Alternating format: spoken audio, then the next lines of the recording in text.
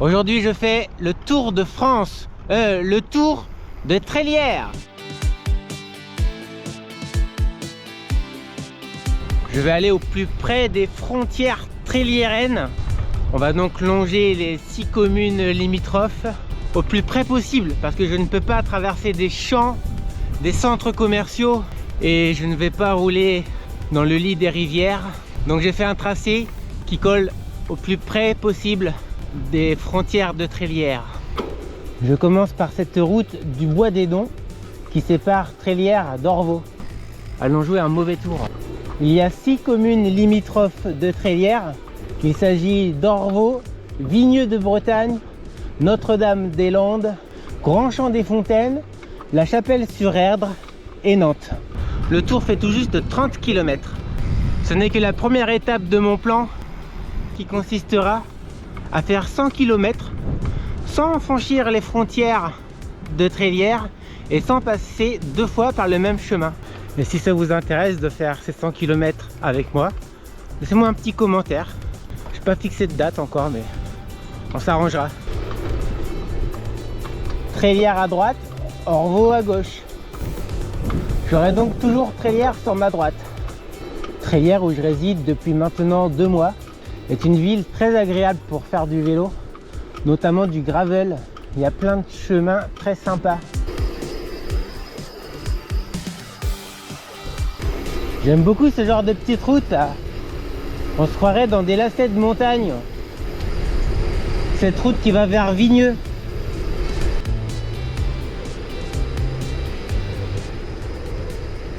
Tiens, je vais compter les croix. En voilà une. Allez, on prend du chemin. On longe maintenant Vigneux de Bretagne. Et plus précisément la Pâtelet. Petite rando à faire du côté de Vigneux en traversant la vallée du Gèvre et la vallée du Sens. C'est bientôt l'automne. C'est peut-être même aujourd'hui. Automne. Ah non, c'était hier. On a un beau chemin ici, une longue ligne droite. Qu'est-ce qu'on est bien dans la nature. Et nous entrons en ZAD. C'est le petit bout de chemin qu'on fait du côté de Notre-Dame-des-Landes, connu pour son non-aéroport.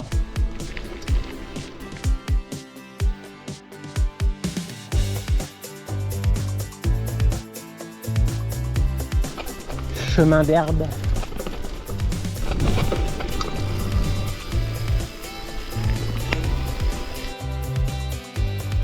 Est-ce prudent de s'approcher des ruches?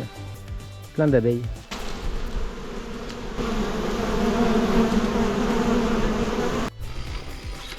Il y a des abeilles zadistes. Allez, on reste pas trop longtemps en ZAD. On est maintenant au nord de Trélières et on longe Grand-Champ-des-Fontaines. Croix numéro 2. Passage sous la nationale.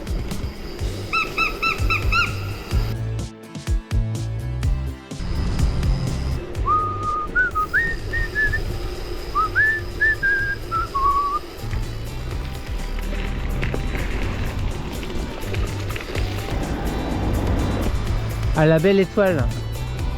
Ici, le Super U est à cheval sur Trélières et Grand-Champ. La piscine Alfea. Ici, on est tout proche du centre-ville. Le centre-ville est à l'extrémité nord de la commune. Donc, est-ce qu'on peut appeler ça un centre-ville? Appelons ça un bourg. Direction La Chapelle. J'avais prévu de passer par là. Je dois tourner ici normalement. Non, je vais continuer. Je prends le chemin suivant qui est censé rejoindre le précédent. Et j'aurais dû arriver par là. On est sur l'ancienne voie verte de La Chapelle-sur-Erdre à Blain. Le dernier train qui est passé ici, c'était il y a 70 ans. En contrebas, on aperçoit un petit ruisseau. C'est ce qui fait la frontière entre Trélières et La Chapelle-sur-Erdre. Mais bon, c'est complètement impraticable.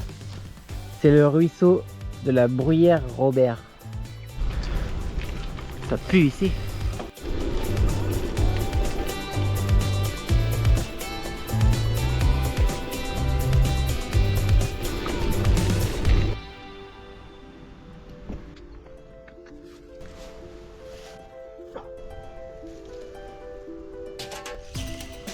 Château Le Saz.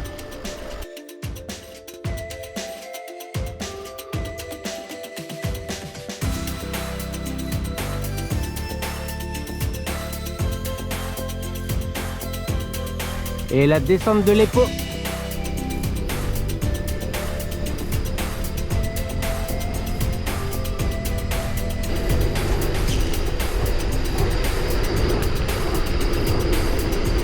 Toujours Trélières à ma droite, La Chapelle à ma gauche. On arrive à Ragon.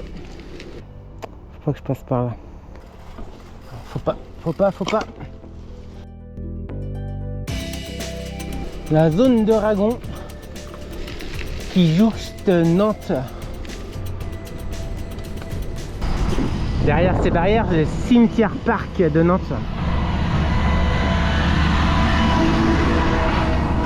Retour par la route principale avec beaucoup de circulation, la route qui longe Orvaux, et c'est la route que j'évite quand je vélo taf parce que pas sécurisée pour les vélos.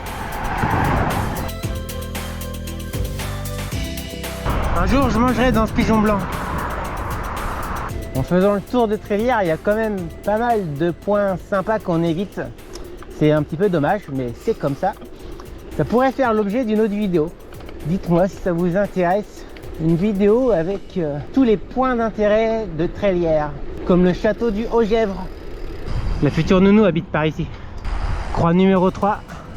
Nombre de sangliers 0. Allez, bisous!